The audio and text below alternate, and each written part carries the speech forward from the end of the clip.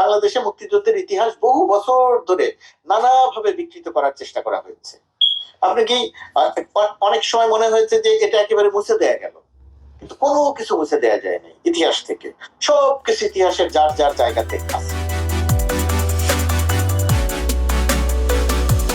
বর্তমান সময়ে বাংলাদেশে আমরা দেখতে পাচ্ছি যে মুক্তিযুদ্ধ কে বিতর্ক করার চেষ্টা চলছে, বাংলাদেশের ইতিহাসকে বিকৃত করার চেষ্টা করা হচ্ছে।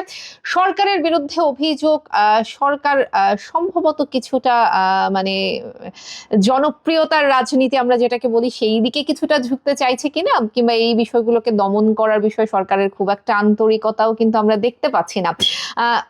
বাংলাদেশে থেকে আসলে মুক্তিযুদ্ধ বিরোধী যে বিষয়গুলো আমরা বারবার দেখতে পাচ্ছি, বারবার আলোচনায় আসছে, বারবার সমালোচনায় আসছে, সরকারের পক্ষ থেকে কোনো রকম কোনো ব্যবস্থা নেওয়া হচ্ছে না, এই বিষয়টিকে কিভাবে দেখেন? প্রথমত কথা, ব্যবস্থা নেওয়া এবং দমন পীড়ন করা, এই নীতিতে বর্তমান সরকার, ডক্টর ইউনূসের সরকার বিশ্বাস করে না।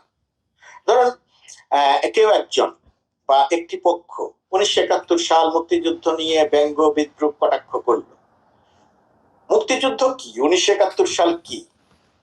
আমি আপনি যে বাঙালি, বাংলাদেশি, বাংলাদেশের মানুষ, এরকম যে 17 কোটি মানুষ আছে, সেই 17 কোটি মানুষের সবচেয়ে গৌরবের অধ্যায়, সবচেয়ে গৌরবময় অধ্যায়, মানে জন্ম পরিচয় 1971 মুক্তিযুদ্ধ।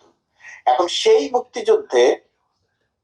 মুক্তিযুদ্ধ নিয়ে কেউ একজন বা কয়েকজন বা একটি পক্ষ কটাক্ষ করলো, মুক্তিযুদ্ধকে একটু অসম্মান করার চেষ্টা করলো। এখন সরকার যেহেতু দমন পীড়ন করার নীতিতে বিশ্বাসী নয়, এটাকে মোকাবেলা করতে হবে তথ্য দিয়ে, অসত্যের বিপরীতে সত্য তথ্য দিয়ে।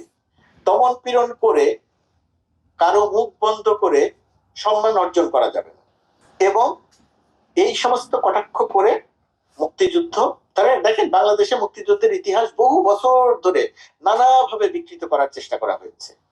আপনি কি অনেক সময় মনে হয়েছে যে এটা একেবারে মুছে দেয়া গেল, কিন্তু কোনো কিছু মুছে দেয়া যায়নি ইতিহাস থেকে। সবকিছু ইতিহাসের যার যার জায়গাতে আছে। সুতরাং এই সময় কে কটাক্ষ করলো এবং সেইটার বিরুদ্ধে সরকার কেন ব্যবস্থা নিল না, সেটা আমার কাছে মনে হয় না যে খুব বড় কোনো বিষয়।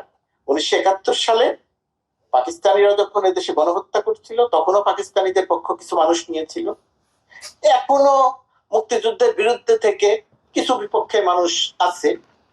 এখন যেহেতু দেশটা আমাদের সবাইকে নিয়ে থাকতে হবে, তো সেই সবাইকে নিয়ে থাকতে হলে আমি ধরে ধরে কে একটু অপমান করলো, কে একটু অসম্মান করলো, এর বিরুদ্ধে ব্যবস্থা নেয়া, এর বিরুদ্ধে দমন করা, এত কঠোর জায়গাতে যাওয়ার নীতিতে সরকার বিশ্বাস করে না। এখন আমি আপনার সঙ্গে আজকের এই প্রোগ্রামটা করছি, আমি কথা বলতে গিয়ে আপনাকে একটু অসম্মান করে কথা বললাম।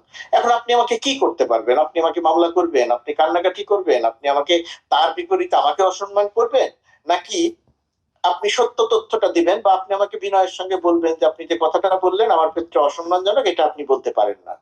আপনি যদি আমাকে আরেকটু অসম্মানজনক কথা না বলে, আপনি যদি আমি যেটা বললাম, আপনি যদি বিনয়ের সঙ্গে আমাকে বলেন যে আপনি যে এই শব্দটি ব্যবহার করলেন, এটা আপনি বলতে পারেন না একজন মানুষ সম্পর্কে আমাকে।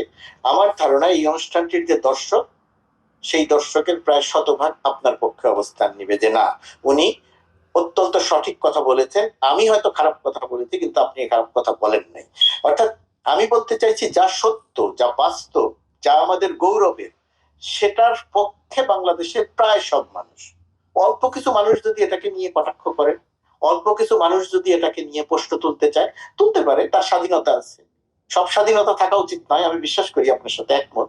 কিন্তু তারপরেও কি করা যাবে, তারা এটা বলে যেহেতু জনগণের কাছে কোনো গ্রহণযোগ্যতা পাবে না, সুতরাং এটাকে ইগনোর করার নীতি থাকা উচিত।